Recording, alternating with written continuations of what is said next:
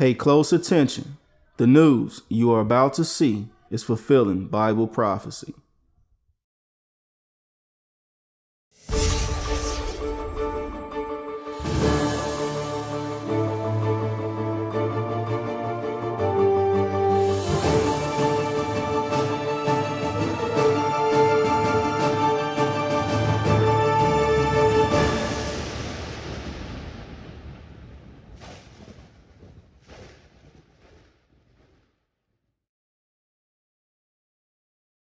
Welcome to another edition of YPN News, bringing you news as it relates to Bible prophecy and as foretold by Yishro Hawkins. Well, we have computer glitches on the rise. We're seeing the markets starting to take a hit in China.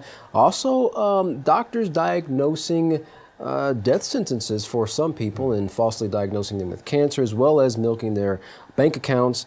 And we see continual war still on the horizon. But we start our report off today with United Airlines and them being grounded over a computer glitch that left the nation's second largest airline carrier idle, with planes on the ground for roughly 90 minutes. From Idaho to Chicago O'Hare's airport, customers weren't able to check in. Flight software couldn't be sent to cockpits, and crew scheduling software also stopped working, leaving a lot of people very frustrated. Well, Josh Marks, an airline systems advisor, said that information can be entered by hand, but it would take so much time that the airlines would usually be better off just canceling the flights. Now, this event will cost the airline tens of millions of dollars, although it wasn't the first time this has occurred since its recent merger with Continental. Wow, I bet that'd be frustrating. Well, July 8th wasn't just a dark day for computers for United Airlines. The New York Stock Exchange had the longest period of darkness since 9/11. Now, in spite of this, Homeland Security said that there is nothing criminal, that is, with this computer glitches and the stock exchange actually being offline for a little while. Once trading resumed on the exchange later in the day, the Dow ended with a loss of 261 points. Traders noticed orders for some smaller stocks wouldn't go through at first. One trader, Peter Tuckman, said once they started to work on that little glitch, they laid out a new program that was supposed to prevent this from happening, and that may have caused a further technical glitch. Now, a little after 11:30, the NYSE, the New York Stock Exchange, shut down the stock exchange to try to sort out the problems, which canceled some over 700,000 orders. And it's a lot of trading taking place continuously. Well, even though the Wall Street trading floor was silent, trading could still be done on other exchanges, which some say is evident that the market didn't panic. Similar occurrence took place in August of 2013 on the NASDAQ as a result of software upgrade that caused a 3-hour shutdown in that instance. Chief Technical Officer of Intel Security, Steve Grutman, said, as we upgrade systems to prevent cyber attacks, those changes will sometimes cause problems and can even create new vulnerabilities. Security experts say that whatever caused the exchange to shut down doesn't mean that it's any more vulnerable to outside attacks. So they want to give you a little bit of reassurance there. Sure. So just how safe are our computer systems from cyber attacks? Well, some 18 million federal employees may have had their personal information compromised in this latest of data breaches. And the U.S. says the Chinese are the leading suspect. Well, Director of the Office of Personnel Management, Kathy Archuleta, told Congress that no one in the U.S. government is responsible for the data breach, despite 7 detailed reports dating all the way back to 2009, some 6 years prior, warning the U.S. of massive cyber vulnerabilities. Wow. Well, another report from a watchdog agency said that the new system that the U.S. had in place to prevent these cyber attacks is inefficient. The report states there is a high risk that this project will fail. Now, hackers stole personal files to build surveillance files on targets for blackmail and threats. Now, Sean Henry, a former FBI assistant director, said they know the towns they grew up in, the names of their pets, their deepest, darkest secrets. So nothing is hidden, nothing is off limits for these hackers. Well, this latest breach impacts current, former, and prospective federal employees, as well as any family member or friend who shows up on a security clearance form. So far, at least 3 senators and the White House press secretary have received notices that their personal information may have been compromised. And Jeff, even people who haven't worked for the federal government for 15 years also received the same warning. So even though they haven't been working for quite a while, they're not out of the loop. That's right. Well, the world's second largest economy saw a market plunge of 31.31% in the last month, but not due to a computer glitch. Now, this despite emergency intervention by the Chinese government. Many are worried that this market fall in China could spread like a contagion beyond the country's borders and markets. The Shanghai and Shenzhen Chinese stock markets suffered brutal days as an already 3-week plunge of the markets accelerated. The small investors who make up 81% of China's traders have been hit hard. One trader said when she looks at the index, she feels nervous all over. The market opens to a plunge to its already daily limit. She said, how can we stand it? So they're already opening up very low. It just looks bleak from there. Well, the Chinese exchange is down over 30% since mid-June, and by the end of a trading day, over 50% of the stocks on the 2 exchanges had stopped trading.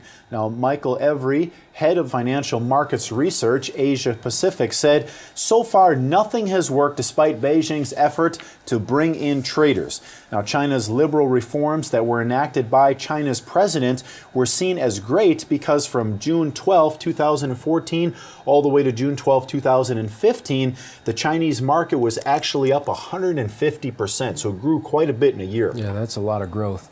Despite recent losses, their market is still up 70% from what it was a year ago. Chinese regulation officials now point to irrational selling due to panic, and others worry that desperate investors wonder what those desperate investors might do. One concerned citizen said, the people work hard to make money.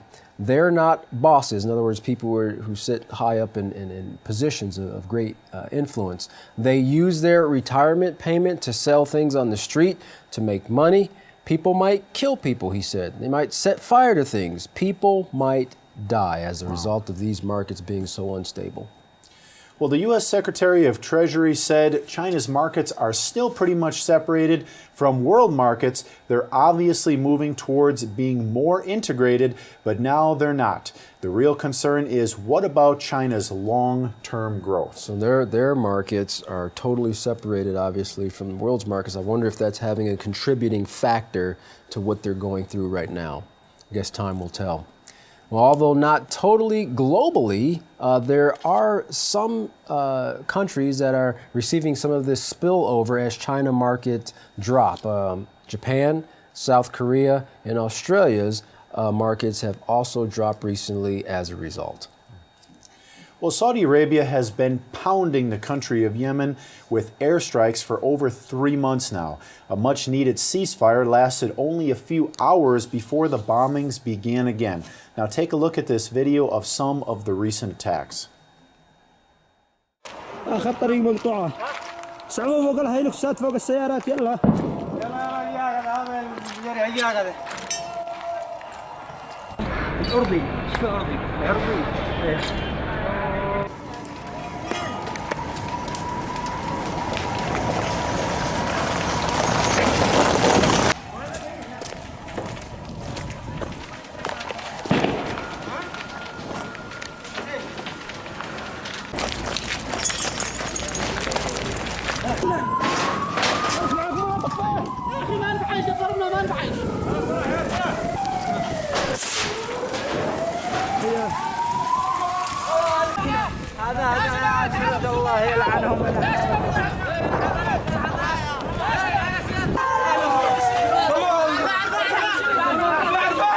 أنتم كالذين الله أنتم كصول أمام الله.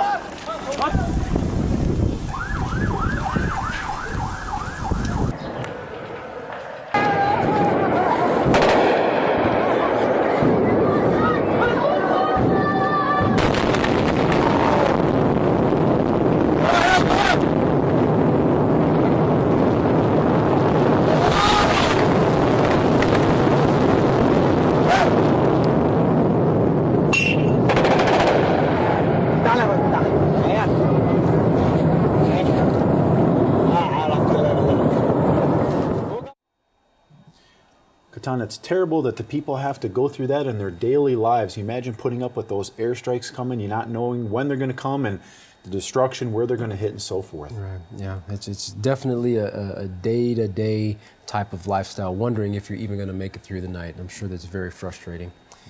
Well, how would you like to be told that you had cancer and that you had been treated for cancer, only to find out later that, well, you never had it? YPN's Larry McGee has our story on the doctor who deceived his patients for money, the painful reality that they and many others are suffering. Larry, what do you have for us? A 175-year sentence might be the consequence for a cancer doctor who stole from hundreds of patients through unnecessary cancer treatments. The doctor, who was poised to collect millions in fraudulent insurance fees connected to patients who in many cases were not even diagnosably afflicted with the ailment. Family members of the victims and survivors of the scam met outside the federal courthouse this week to relate their experiences and discuss their ordeal with reporters. Daughters spoke of parents manipulated into enduring screaming bouts of unnecessary chemotherapy, which Dr. Farid Fatada protected with psychology and ridicule if patients objected. In 2013, a doctor on Fatada's staff complained, and that is what finally prompted federal authorities to get involved and led to the Michigan doctor's arrest. For victims like Teddy Howard, the federal officials' investigation might have come just in time, as the wayward doctor and his lust for money had Mr. Howard taking as many as 40 pills per day. Prescription pills aren't just a concern for unsuspecting patients being duped for dollars, however. Apparently, 100 million Americans are suffering from chronic pain, and 5 to 8 million of those are choosing opiates in an effort to escape their suffering. The bank books record an annual catch of $635 billion, but controversy is now beginning to brew as to whether or not pain medication is actually effective. An expert panel recently convened to review the issue says that they are not, and as a result of their findings, they are now calling for major changes. Dr. David Agus, in offering commentary on the issue, describes chronic pain as that lasting beyond 3 months or that which severely limits the activities and quality of a person's life.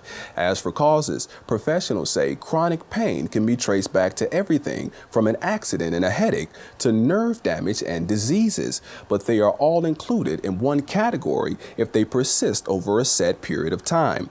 The problem is, opiate pain pills are narcotics. There is therefore very serious dangers associated with over-medicating, so that many people are now becoming concerned over the random and abundant distribution of powerful narcotics at the suggestion of medical professionals who oftentimes have no training concerning them.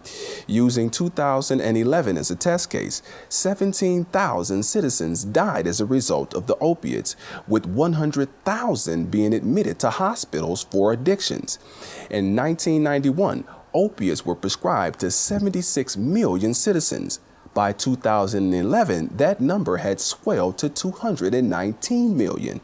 Authorities say that while the medications may help in the short run, there is not much information available on their benefits for long-term use, so doctors have basically been flying in the blind. The FDA apparently sees danger, however, as they are now requiring stronger warnings to be placed on the labels of many common and popular pain pills. The change is that while labels previously read that the pain pharmaceuticals may cause an increased risk of heart attack and stroke, they will now be required to say that they cause an increased risk of heart attack and stroke. And they will also warn that the damage can occur within just a few weeks of usage. For YPN News, I'm Larry McGee. Katan Jeff, back to you. Well, that's got to be pretty devastating, living your life thinking you're going to die from a disease that you actually never had. Well, the Pentagon is falling far behind in the most important part of its strategy against ISIS, and that is to train Syrians and Iraqis to do the fighting on the ground. Well, so far it has proven to be an extraordinarily slow process. At a hearing before the Senate of Armed Services Committee, Defense Secretary Ashton Carter disclosed that the $500 million program to train 15,000 Syrian opposition fighters has gotten off to an embarrassingly slow start with just 60 recruits currently in training. Ouch, ouch. That equates to just, what, a little over $8 million per troop? Wow, that's a lot of money going to, obviously, nothing. It's not producing any effect so far. Well, Carter said while 7,000 Syrians have volunteered, they first must go through screening. The screening is supposed to weed out extremists and those who do not want to use the American equipment in training against ISIS, but rather against Syrian regime of Bashar al-Assad. So making sure that those people don't come get trained by the Americans only to turn on the Americans. While some do make it through the screening, they don't finish the training, deciding it's not for them, and they return home. Well, one U.S. official said, "We are failing miserably." Now, in Iraq, the U.S. has trained some 10,000 Iraq soldiers, but that too is going slower than planned due to a shortage of recruits. Even more alarming to the U.S. military is when Iraqi troops in the field have not been willing to stand and fight, even when they outnumber the enemy, as in the recent battle for Ramadi. Joint Chief Chairman General Martin Dempsey explained this is not a problem that can be resolved by American advisors. He said, "If it takes us to stiffen their spine in the face of a threat that is existential to them, then it doesn't seem to me that they are going to be stiffened." Now, General Dempsey has estimated it will take 3 years to push ISIS out of Iraq. However, for Syria, he's saying there is no timetable, no telling how long. So, in other words, the war will go on, seems and like. go on. Well, as the Iranian nuclear talks take place in Vienna, the U.S. announced its successful test of a dummy nuclear bomb. The B-6112, that's the bomb that they just recently tested. Officials say this test marks a major milestone for the program. The B-61 nuclear bomb was created back in the 1960s, and the current model is the 12th upgrade and was designed to replace all former models. Well, the Pentagon says this new version of the B-61 has improved capabilities, such as attacking targets with greater accuracy and less radioactive fallout. Now, in Nevada, a so-called safe version of the bomb, which doesn't have a warhead, was launched in the first of 3 planned tests. Independent space researcher and writer Sonia Ulrich commented on the consistent hypocrisy of the United States government, always telling other countries they shouldn't make nuclear weapons while they, that is, being the United States, continue to make their own. She said concerning the talks in Vienna, "I think America is trying to intimidate the other allies to get on board with the United States, not to work and deal with Iran, but basically contain Iran. And that's been the goal all along. It's never been about a win-win situation, which is what Iran has actually called for." Yes, for both parties can benefit. While traveling through Europe, U.S. Air Force Secretary Deborah Lee James was asked, what is the biggest threat to American security? She quickly responded, The biggest threat on my mind is the activities of Russia. James is spreading a message of reassurance in the face of a resurgent Russia, as well as reminding European NATO allies a requirement of their membership is to spend 2% of their GDP on defense.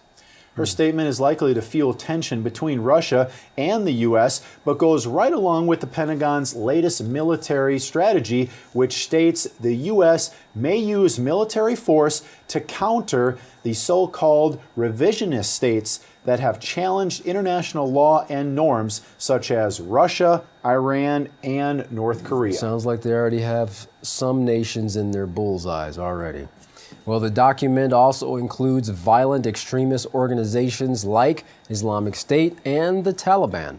Western media has clearly been showing Russia as a major aggressor, painting a picture of Russia building up its military forces along the Ukrainian border and not showing any signs of backing down.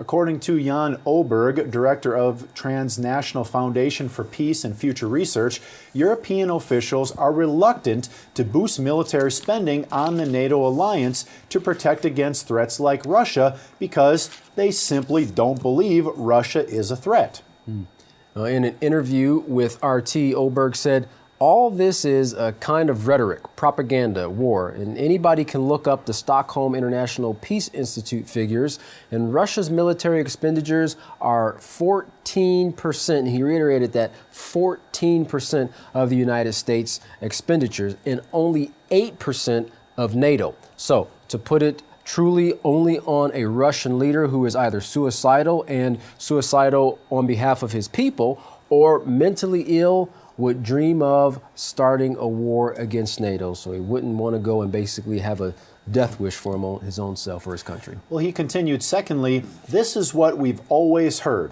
No matter what happens in the world, we need more armament. Well, this has happened since 1945. There's nothing new in it. 41% of the world's military expenditures are the United States.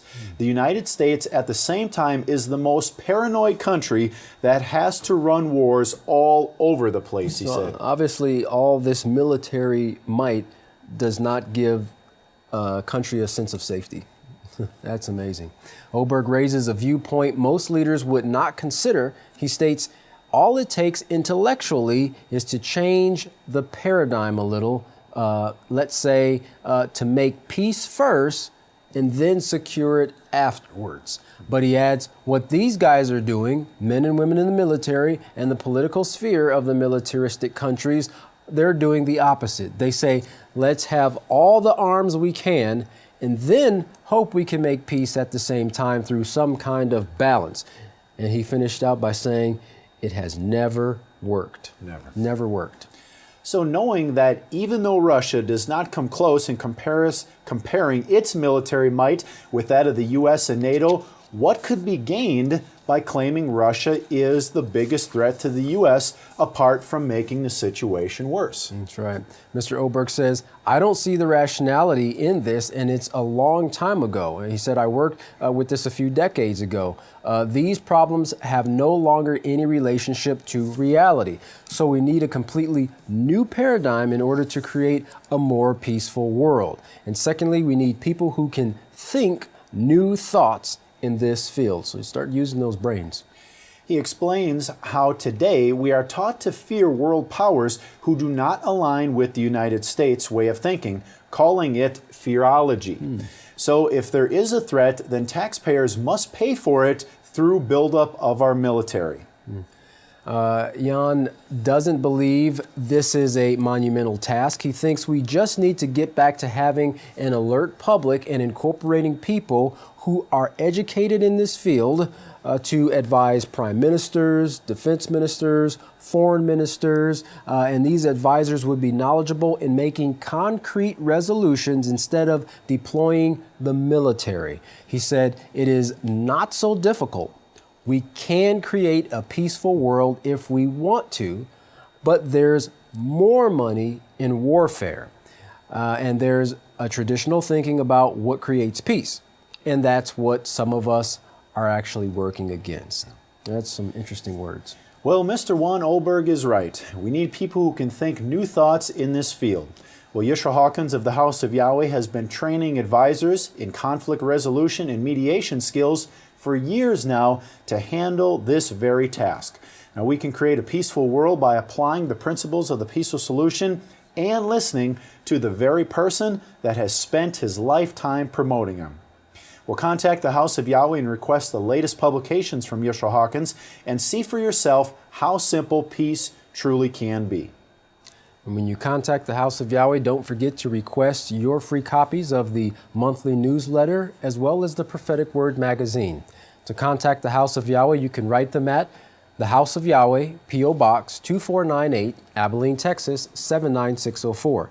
You can call them at 1-800-613-9494 or visit them on any of their websites, www.yahweh.com, www.yisrohawkins.com, or www.yahwehsbranch.com.